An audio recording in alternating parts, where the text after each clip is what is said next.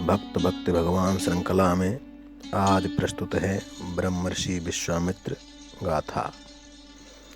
सोहन राम प्रेम बिनु ज्ञानू, करण धार बिनु जिमि जल जानू। कुशिक वंश में महाराज गाध के पुत्र विश्वामित्र जी हुए। वंश के नाम पर इन्हें कौशिक कहा जाता है। महर्षि वशिष्ठ के आश्रम पर एक बार ये सेना सहित पहुँचे। अपनी कामधेनु की शक्ति से महर्षि ने इनका यथोचित सत्कार किया। उस गौ का प्रभाव देखकर राजा विश्वामित्र जी ने उसे लेना चाहा। जब महर्षि ने स्वेच्छा से देना अस्वीकार कर दिया तब वे बलात् उसे ले जाने लगे, किंतु वशिष्ठ जी की अनुमति से कामधेनु ने अपने शरीर से लाखों सैनिक प्रकट करके इनकी सेना को पराजित कर दिया। अब ये तप करके वशिष्ठ को पराजित करने में लगे। जब तपस्या करके शंकर जी द्वारा प्राप्त दिव्यास्त्र भी ब्रह्म ऋषि वशिष्ठ के ब्रह्मदंड में लीन हो गए, तब विश्वामित्र जी ने स्वयं ब्राह्मणत्व प्राप्त करने का निश्चय किया। तपस्या में, साधन में, भगवान के भजन में, जीव के कल्याण के जितने मार्ग हैं उन सब में काम, क्रोध और लोभ ही सबसे बड़े बाधक हैं। ये तीनों नरक के द्वार हैं। त्रिविधम नरकस्येदम द्वारम नाशनम आत्मनः। कोई कितना विद्वान, बुद्धिमान, तपस्वी क्यों न हो, यदि काम, क्रोध, लोभ में से एक भी उसके अंदर विकार है तो उसकी विद्या, बुद्धि, तप का कोई अर्थ नहीं। ये तीनों विकार बुद्धि को मोह में डाल देते हैं और बुद्धि भ्रम से जीव का सर्वनाश हो जाता है।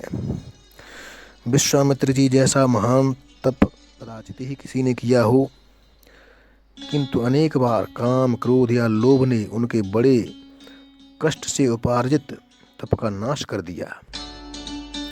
इंद्र की भेजी मेनका अप्सरा ने एक बार उन्हें प्रलुब्ध कर दिया। दूसरी बार राजा त्रिशंकु वशिष्ठ जी का शाप होने पर भी इनके पास शरीर स्वर्ग जाने के लिए आया। विश्वामित्र जी ने उसे यज्ञ कराना स्वीकार कर लिया।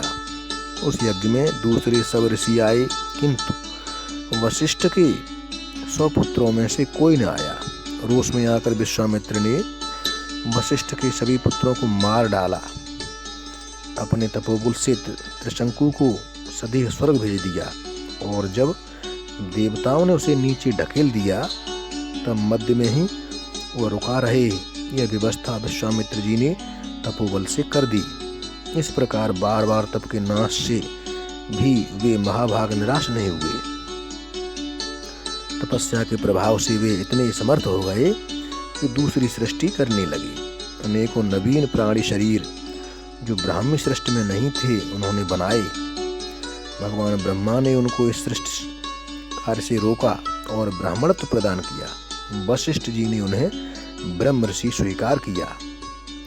काम, क्रोध और लोभ के कारण अनेक बार विघ्न पड़ने से विश्वामित्र जी ने इन तीनों विकारों की नाशक शक्ति को पहचान लिया था।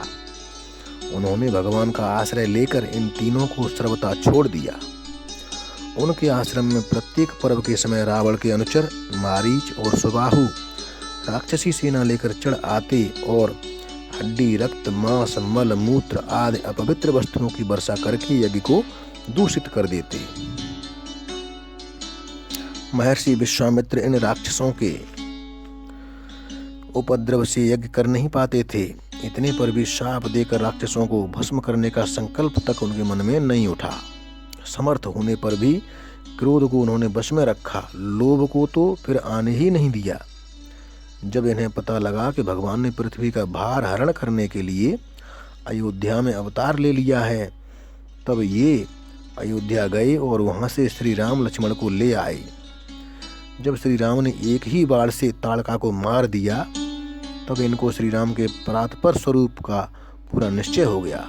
अनेक प्रकार के दिव्यास्त्र तथा विद्याएं इन्होंने दोनों भाइयों को प्रदान की। महर्षि विश्वामित्र जी ने ही श्री राम लक्ष्मण को जनकपुर पहुंचाया। इन्हीं की प्रेरणा से धनुष टूटा और श्री जनकराज कुमारी का श्री रामभद्र से पाणिग्रहण हुआ। महाराज दशरथ जब जनकपुर से बारात विदा करा के लौटे तब विश्वामित्र जी भी उनके साथ अयोध्या आए। वहाँ पर्याप्त समय तक महाराज से सत्कृत पूजित होकर रहे और तब अपने आश्रम गए। चित्रकूट में जब महाराज जनक श्री राम से मिलने गए तब विश्वामित्र जी भी उनके साथ वहाँ पधारे। जनक जी के साथ ही महर्षि लौटे भी। महर्षि विश्वामित्र जी का पूरा जीवन ही तप एवं परोपकार में व्यतीत हुआ। वे वेद माता गायत्री की दृष्टा हैं। उनके अनेक धर्म ग्रंथ हैं। साक्षात भगवान श्री राघवेंद्र जिन्हें महर्षि वशिष्ठ के समान ही अपना गुरुदेव मानते थे और अपने कमल कोमल करों से जिनके चरण दबाते थे, उनके सौभाग्य तथा उनकी महिमा का वर्णन कौन कर सकता है। इति श्री हरे नमः।